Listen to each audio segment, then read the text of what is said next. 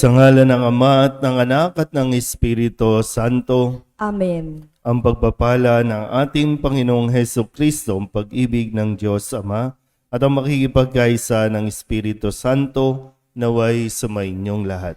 At sumaiyo rin. Mga kapatid, tinipon tayo bilang mga kaanib na angkan ng Diyos. Kaya dumulog tayo sa maawaing Panginoong nagpapatawad ng lubos. Sinugong tagapagpagaling sa mga nagsisisi, Panginoon, kaawaan mo kami. Panginoon, kaawaan mo kami. Dumating na tagapag-anyayang mga makasalan ay magsisi, Kristo, kaawaan mo kami. Kristo, kaawaan mo kami. Nakaluklok ka sa kanan ng Diyos Ama para ipamagitan kami. Panginoon, kaawaan mo kami.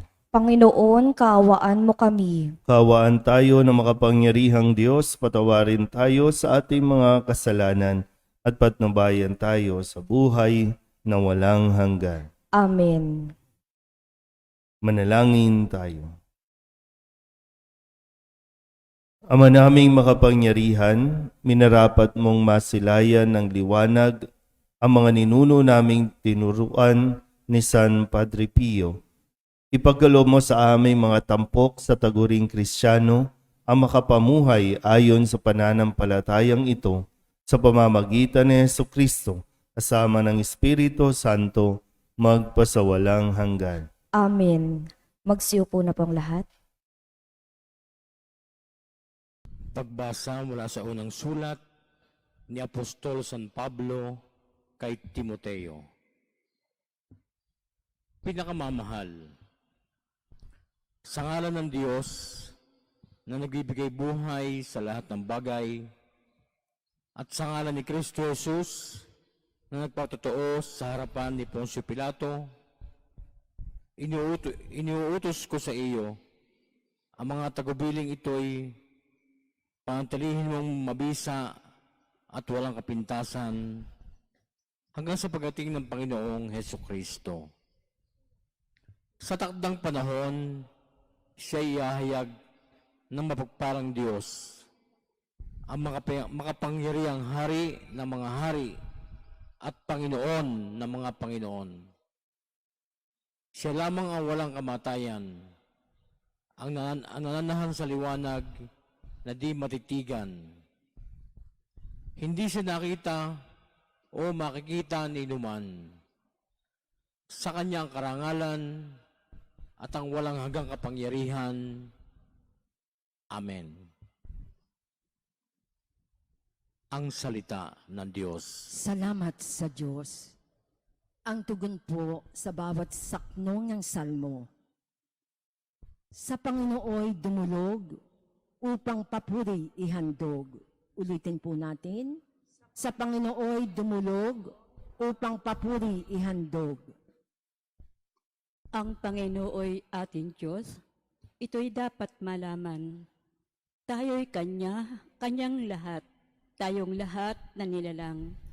Lahat tayo'y bayan niya, kabilang Kanyang kawan. Sa Panginooy dumulog upang papuri ihandog. Pumasok ka sa Kanyang templo na ang puso'y nagdiriwang. Maawit, nagpupuri sa loob ng dakong banal. Purihin ang ngalan niya at siya'y pasalamatan. Sa Panginooy dumulog upang papuri ihandog. Mabuti ang Panginoon, pag-ibig niya'y walang hanggan. Siya'y Diyos na mabutit, laging tapat kailanman. Sa Panginooy dumulog upang papuri ihandog. Magsitayo pong lahat.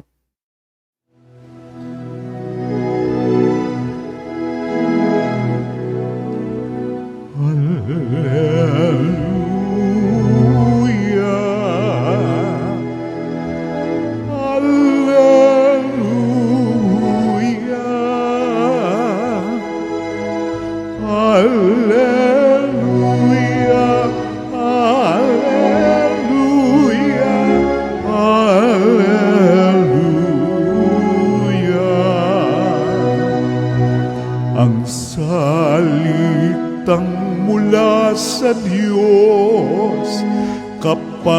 sinasalo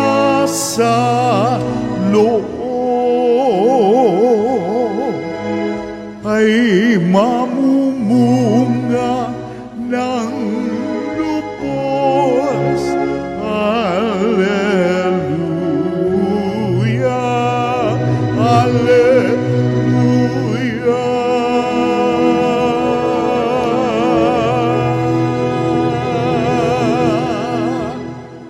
Sumainyo ang Panginoon. At sumaiyo rin. Ang mabuting balita ng Panginoon ayon kay San Lucas. Papuri sa iyo, Panginoon. Noong panahong iyon, dating ang mga taong nanggagaling sa mga bayan-bayan at lumalapit kay Jesus. Nang natitipon na ang napakaraming tao, isinalaysay niya ang talinghagang ito. May isang taong lumabas para maghasik ng binhi. Sa kanyang paghahasik, may binhing nalaglag sa daan at nayapakan. Ang mga ito'y tinuka ng mga ibon. May nalaglag sa kabatuhan at pagtubo ay natuyo dahil sa kawalan ng halumigmig. May nalaglag naman sa dawagan. Lumago ang dawag at ininis ang mga binhing tumubo. Ang iba'y nalaglag sa matabang lupa, tumubo at namunga ng tig-100 butil, at malakas niyang idinugtong, makinig ang may pandinig. Itinanong ng mga alagad kung ano ang kahulugan ng talinghagang ito. Sumagot si Jesus, sa inyo'y ipinagkaloob na malaman ang mga lihim tungkol sa paghahari ng Diyos. Ngunit sa iba'y sa pamamagitan ng talinghaga, upang tumingin man sila'y hindi makakita at makinig man sila'y di makaunawa. Ito ang kahulugan ng talinghaga. Ang binhi ay ang salita ng Diyos. Ang mga binhing nalaglag sa tabi ng daan ay ang mga nakinig.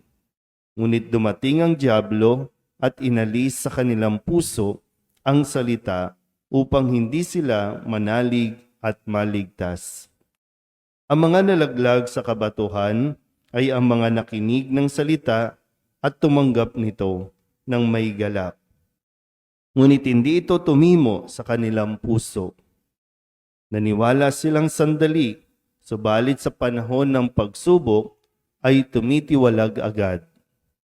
Ang mga nahasik naman sa dawagan ay ang mga nakinig, ngunit ng malaon ay nadaig ng mga alalahanin sa buhay at ng pagkahumaling sa kayamanan at kalayawan, kaya't hindi nahinog ang kanilang mga bunga. Ang mga nahasik naman sa matabang lupay, ang mga nakinig ng salita. Iniingatan nila ito sa kanilang pusong tapat at malinis, at sila'y nagtitiyaga hanggang sa mamunga. Ang mabuting balita ng Panginoon. Pinupuri ka namin, Panginoong Hesukristo. Isang mapagpalang umaga po sa inyong lahat. Sabado na naman, katapusan ng ating linggo para sa ika-24 na linggo sa karaniwang panahon. At balikan po muna natin ang mga salitang inihasik sa atin sa buong linggong ito. Noong Lunes, inihasik sa atin ang salita na sinabi nung isang kapitan ng Romano. Siya po ay nakiusap, lumapit kay Jesus upang pagalingin ang kanyang alipin. Sabi niya, hindi ako karapat-dapat na humarap sa inyo, ngunit magsalita po lamang kayo at gagaling na ang aking alipin. Noong Martes, ang sabi naman ng inihasik sa atin ay sa kwento na kung saan namatayan ng isang babaeng balo at dahil sa habag ni Jesus, kanyang binuhay ang anak nito at ibinalik sa kanya. Sinabi ni Jesus sa lalaki, "Binata, bumangon ka." Naupo ito at nagsalita at siya'y ibinigay ni Jesus sa kanyang ina. Noong Miyerkules naman, habang kausap po niya, no, yung mga Pariseo at mga eskriba na patuloy na nagre-reject sa kanya. Ang sabi ni Jesus, sa ano ko nga iahambing ang mga tao ngayon? At ano ang katulad nila? Sabi po doon, no, para silang mga bata. Tinugtugan mo, ayaw sumayaw. Ayaw din umiyak. So, sa ano iahambing ang mga tao ngayon? Nung Webes naman, ang inihasig sa atin, matapos natin nagunitain ang kapisahan ng pagkakatawag, no, kay San Mateo, pinaalala ni Jesus na ang mga may sakit ang nangangailangan ng manggagamot, hindi ang mga walang sakit. So, nais tayong gamutin ni Jesus mula sa ating mga kasalanan na siyang nagdudulot ng pagkakasakit ng atin pong mga kaluluwa. Kahapon, Biyernes, ipinaalala din na lahat ay mayroong bahagi na ginagampanan sa pagpapahayag ng mabuting balita. Habang si Jesus at ang kanyang mga alagad ay naghahasik ng mabuting balita, mayroong mga kababaihan na tumutulong para sa kanila. Ang sabi po sa ating ebanghelyo, ang ari-arian nila ang itinutustos nila sa pangangailangan ni Jesus at ng kanyang mga alagad. So, sa ganung paraan din, sila ay nagiging tagapaglingkod. At ngayon, nasabi nga, matapos natin marinig ang mga ito, pinapaalala sa atin yung kahalagahan ng pakikinig. Kasi kung hindi makikinig, anong papasok sa atin? Kailangan natin ma-absorb, no? Kailangan natin tanggapin ang mga salita na siyang sinasabing binhi na inihahasig sa atin na napakahalaga para sa atin. Binhi pa lang. No, kung tutuusin, binhi lang ito na hindi pa pwedeng pabayaan. Kasi yung binhi, kailangan mo din pinagtsatsagaan. Kaya nga sabi dito na sa huling bahagi ng ating ebanghelyo, kung matatanggap mo yan, iniingatan nila ito at sa kanilang pusong tapat at malinis at sila'y nagtsatsaga hanggang sa mamunga. Ganun kahalaga yung binibigyan diin dito, no, na sa pagdiriwang natin ng banal na misa, sa pagpapahayag ng mga salita ng Diyos, napakahalaga na nakikinig tayo ng mabuti. Hindi ko alam po kung pagkatapos ba ng misa, medyo binabalik-balikan mo ba yung kahit hindi yung, wag na yung homily, no? Binabalikan mo ba yung mga ipinahayag na salita? Maging sa unang pagbasa, salmon tugunan, yung ebanghelyo. Pagkatapos ba ng misa, binabalikan ng konti. Ano nga ba yun? No? O pagkatapos ng misa, paglabas sa paglabas, wala talaga tayong naalala. Para tayong nagkakaroon ng amnesia. Kaya tuloy, kapag pag-uwi natin, kung magkaroon man ng problema sa daan, magkaroon man ng problema sa bahay, parang hindi natin lagi alam kung paano kikilos o ano ang ating gagawin. Pag nagkasakit na, hindi rin natin alam kung ano ang atin pong dapat na gawin. Kasi pag nagkasakit na, biglang, Lord, bakit mo ako pinababayaan? Lord, pinarurusahan mo ba ako? Kung mayroon tumitimo sa ating isipan ng mga salita ng Diyos, sa bawat pagsubok, sa bawat problema, ano bang sinabi ni Jesus tungkol dito? Ano bang sinasabi ng mga salita? Na ibinigay na nasa atin na kung tutuusin. Yun lang madalas, nakakalimutan natin. Kaya ngayon ito, no? Yung disposition natin, yung disposition ng receiver. So, nasaan tayo dito sa mga ipinaliwanag ni Jesus na mga uri ng mga tagapakinig. Siyempre, ang inaasahan, sana po ay maging matabang lupa tayo. Kasi dun lang mabubuhay, doon lang lalago at mamumunga ang mga binhing inihahasik sa atin ni Jesus. So kung sakaling magtatanong pa tayo ulit, bakit ako? Bakit ito ang nangyayari sa akin? Kailangan lang talaga natin balikan ang mga salitang ibinigay sa atin ni Jesus. Amen?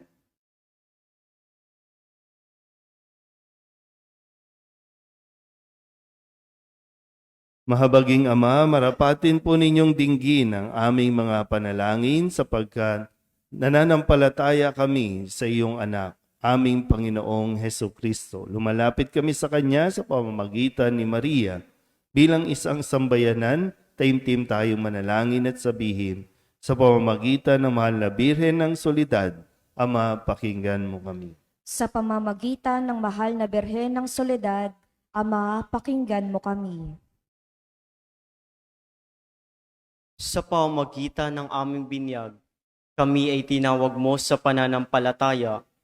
Naway patuloy kaming tumugon sa tawag ng mahal na Birhen ng Solidad para sa pagbabalik loob, pagsisisi at pagtatalaga ng aming sarili sa Diyos. Manalangin tayo. Sa pamamagitan ng mahal na Birhen ng Soledad, Ama, pakinggan mo kami. Ama, idinudulog namin sa iyo ang mga pinuno ng aming pamahalaan. Ipagkaloob mo po sa kanila ang katapatan sa paglilingkod at naway kumilos sila para sa ikabubuti ng sambayan ng Pilipino, lalo na ang mga nagugutom at naghihirap. Manalangin tayo. Sa pamamagitan ng mahal na Birhen ng Soledad, Ama, pakinggan mo kami. Ama, inilalapit namin sa iyo ang aming parokya, ang Nuestra Señora de la Soledad at ang mga samahan na bumubuo nito, gayon din ang Arkidiocese ng Maynila at ang Simbahang Katolika sa bawat sulok ng mundo.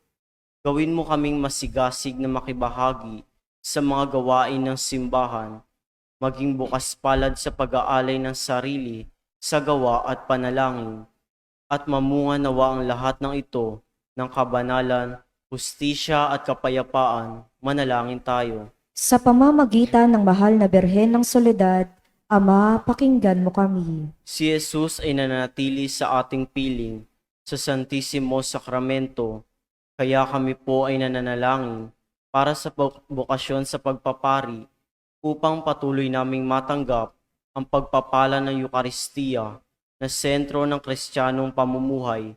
Manalangin tayo. Sa pamamagitan ng mahal na Birhen ng Soledad, Ama, pakinggan mo kami. Ipinakita ni Jesus ang kanyang pagmamalasakit sa mga may sakit, kaya't natatangi naming hiling na lingapin mo at palakasin ang mga kapatid naming may karamdaman at nanghihina.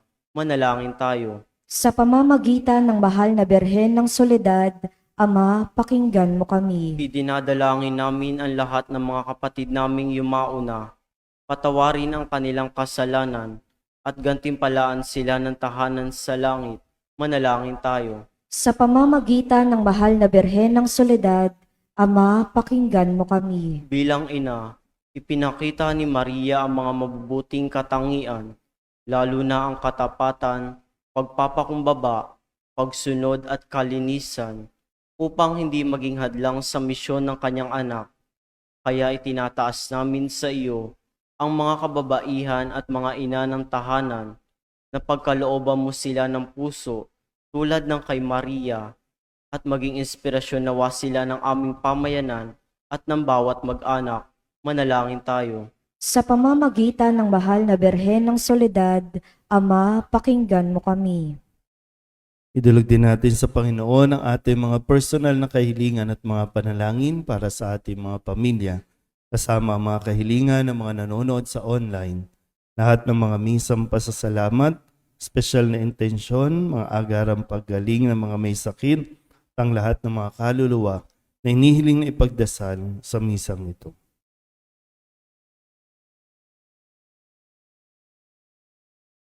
Ang lahat ng ito hinihiling namin sa ngalan ni Kristong aming Panginoon. Amen.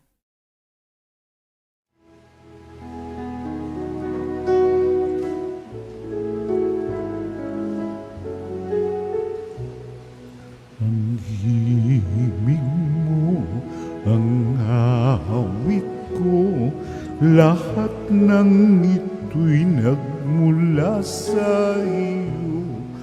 Muling ihandog sa iyo, buong puso kong inaalay sa iyo. O Diyos, o Panginoon, lahat ay biyayang aming ampun, aming buhay at kakayahan. Ito'y para lamang sa iyong kalwalhatian. Manalangin kayo mga kapatid upang paghahain natin ang kalugdan ng Diyos sa mga makapangyarihan. Tanggapin nawa ng Panginoon itong paghahain sa iyong mga kamay, sa kapurihan niya at karangalan, sa ating kapakinabangan at sa buong sambayanan niyang banal.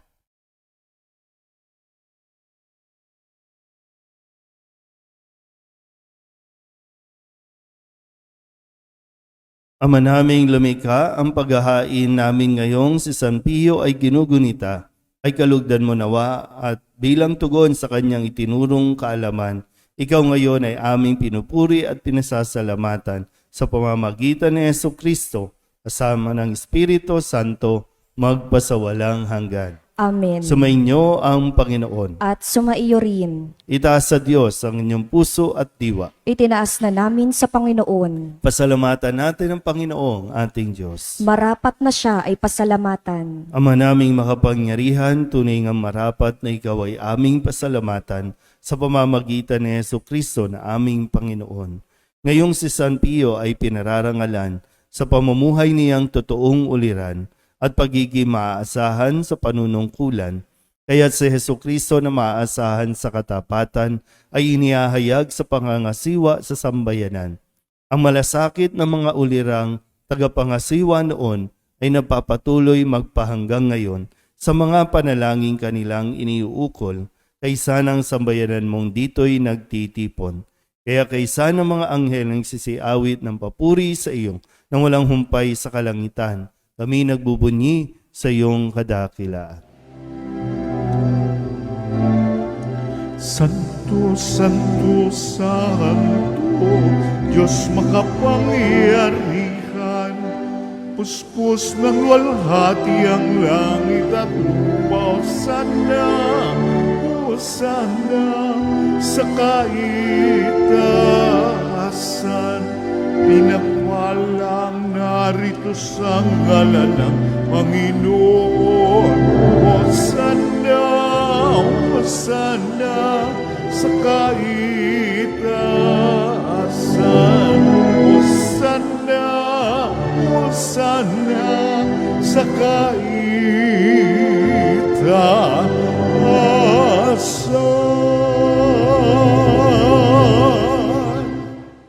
Ama naming banal, ikaw ang bukal ng tanang kabanalan, kaya sa pamamagitan ng iyong Espiritu, gawin mong banal ang mga kaloob na ito upang para sa aming maging katawan at dugo ng aming Panginoong Hesukristo. Bago niya pinagtiis ang kusang loob na maging handog, inawakan niya ang tinapay, pinasalamatan kaniya, pinaghati-hati niya iyon, iniabot sa kanyang mga alagad at sinabi, "Tanggapin ninyong lahat ito at kanin, ito ang aking katawan na ihahandog para sa inyo."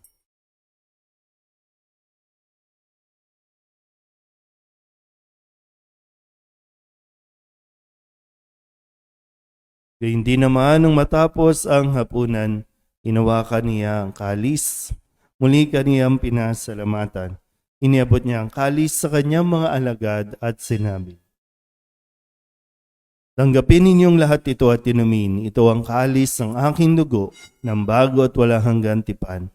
Ang aking dugo na ibubuhos para sa inyo at para sa lahat sa ikapagpapatawad ng mga kasalanan. Gawin ninyo ito sa pag-alaala sa akin."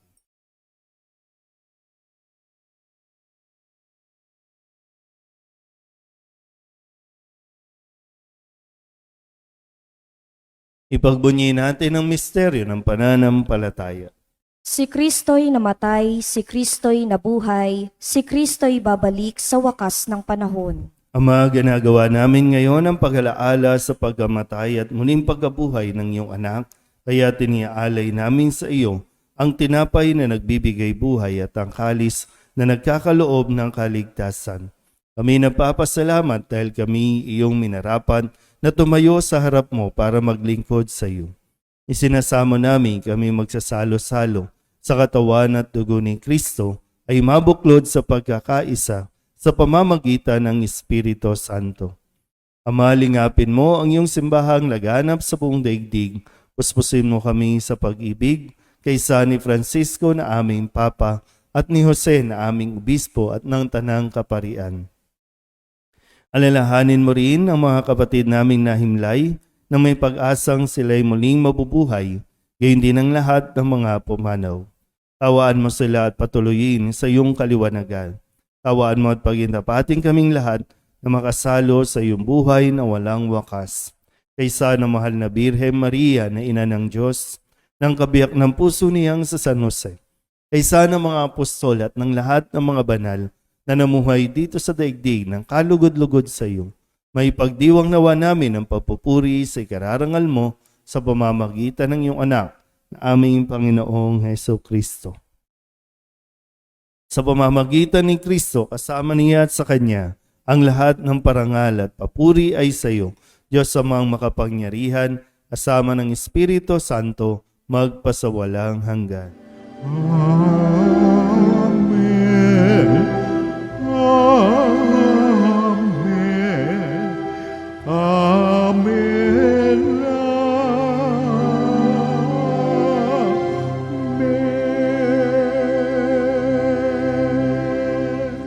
Sa tagubilin naman nakagagaling na utos at turo ni Jesus sa Panginoon natin at Diyos, ipahayag natin ng lakas loob. Ama namin, sumasalangit ka, sambahin ang ngalan mo, mapasa amin ang kaharian mo, sundin ang loob mo, dito sa lupa para lang sa langit. Bigyan mo kami ngayon ng aming kakanin sa araw-araw at patawarin mo kami sa aming mga sala para ng pagpapatawad namin sa nagkakasala sa amin. At huwag mo kaming ipahintulot sa tukso at diadya mo kami sa lahat ng masama.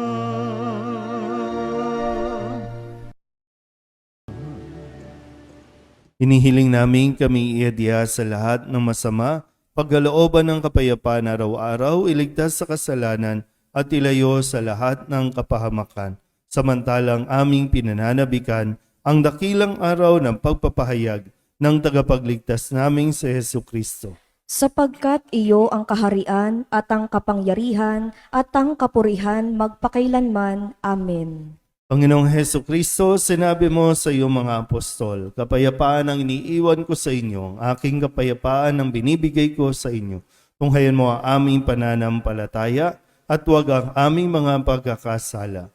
Pagkalooban mo kami ng kapayapaan at pagkakaisa ayon sa iyong kalooban, kasama ng Espiritu Santo, magpasawalang hanggan. Amen. Ang kapayapaan ng Panginoon ay laging sumainyo. At sumaiyo rin. Magbigayan po tayo ng kapayapaan sa isa't isa.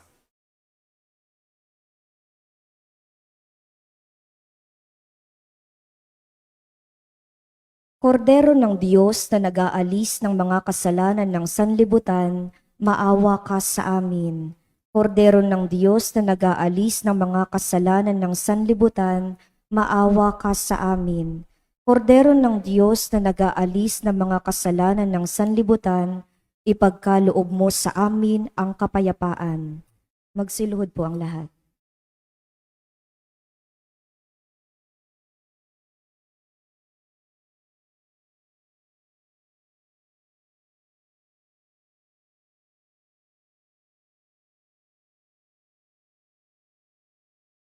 Ito ang kordero ng Diyos. Ito ang nag-aalis ng kasalanan ng sanlibutan.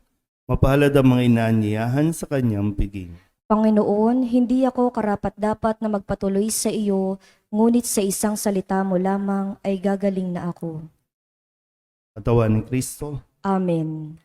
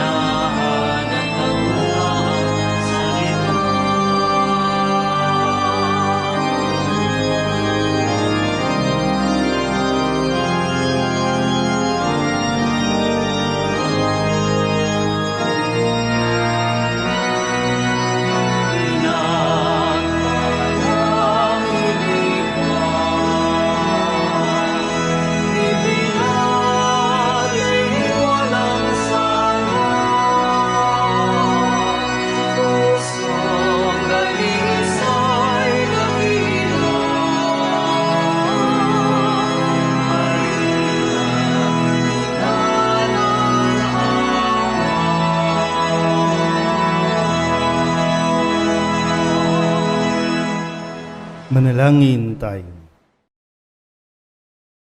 Ama naming mapagmahal, kami nagsalo-salo sa bumubuhay na pagkaing si Kristo, ay paturuan mo sa gurong si Kristo upang sa paggunita namin kay San Pio, kami matuto ng maasahang katotohanan mo at sa pag-ibig ay magampanan namin ito sa pamamagitan din ni Hesu Kristo kasama ng Espiritu Santo magpasawalang hanggan. Amen. Sumainyo ang Panginoon. At sumaiyo rin. At pagpalain kayo ng makapangyarihang Diyos, Ama at Anak at Espiritu Santo. Amen. Tapos sa banal na misa, humayo tayo sa kapayapaan ni Kristo. Salamat sa Diyos. Salve Regina, Mater Misericordiae, vita dulcedo, et spes nostra salve. A te clamamus, exulis pilieve, a te suspiramus, gementes et plentes, in hac lacrimarum vale. Ergo advocata nostra, illos tuos, misericordes oculos, ad nos converte.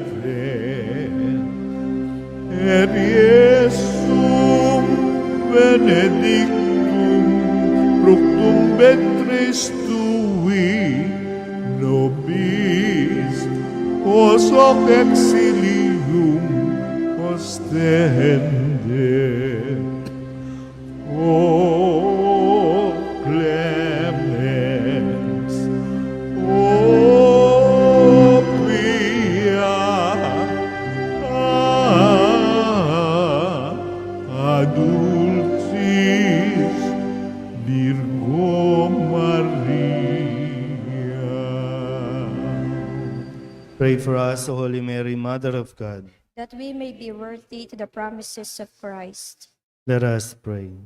Almighty and everlasting God, by the cooperation of the Holy Spirit, you prepared the body and soul of Mary, glorious Virgin and Mother, to become the worthy habitation of your Son. Grant that by her gracious intercession, in his commemoration we rejoice, we may be delivered from the present evils and from everlasting death. To the same Christ, our Lord, Amen. may the divine assistance remain with us always. Amen. Good morning po. Good morning po, Father.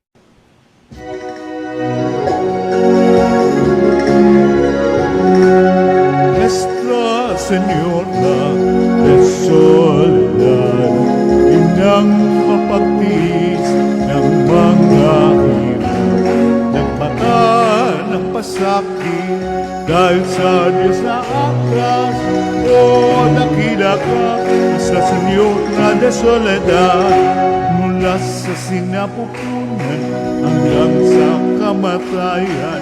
Si Jesus ay sinubaybayan bilang isang inang tunay, kami sana'y magpapabayaan. O ina ng aming buhay, kami rin ay arin mo, mga anak mong minamahal. Nuestra Señora de Soledad, inang mapagtiis ng mga mata ng pasakit, dahil sa Diyos na atas, o dakila